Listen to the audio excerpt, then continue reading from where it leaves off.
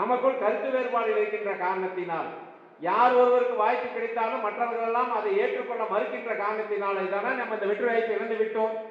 ஆக மீண்டும் 26 அது போன்ற ஒரு சூழ்நிலை வந்துவிட்டால் நாம் இயக்கத்தில் இங்கு இருக்கின்றவர்களை காப்பாற்றுவதற்கு யார் இருப்பார் என்பதை நீங்கள் ஒவ்வொருவரும் சிந்திப்பீர்கள் என்று சொன்னால், நம் உடம்பிலே ஓடுவது அதிமுக ரத்தம் என்பதை மட்டும் நீங்கள் மறந்து விடாதீர்கள்.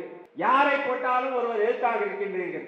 வேட்பாளர் என்று யாரை அறிவித்தாலும் சரி, அவருக்கு எதிர்ப்பாகத்தான் ஒரு குரூப்பாக பணியாற்றிக் கொண்டிருந்தால், இந்த இயக்கத்தை வெற்றி பெறவில்லை என்று சொன்னால், இங்கே திமுக ஆடிக்கொண்டிருக்கின்ற ஆட்டத்திற்கு நீங்கள் மீண்டும் பணிய வேண்டுமா என்பதை வருங்காலத்திலே சிந்திக்க வேண்டிய காலம் 26ஆம் ஆண்டு என்பதை இங்கு இருக்கின்ற ஒவ்வொரு தொண்டரும், பகுதி கழக செயலாளர்களும், வட்டக்கழக செயலாளரும், பொறுப்பாளர்களும் புரிந்து கொள்ள வேண்டும்.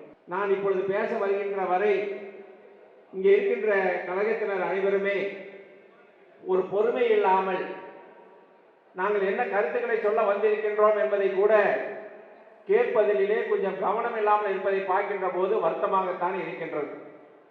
2 தொகுதிகளை கொண்ட இந்த மாநகர் மாவட்டம், இந்த 2 தொகுதியிலேயே நாம் இப்படியே இருந்து விட்டோம் என்று சொன்னால் எதிர்கட்சியாகவே இருக்க வேண்டியது.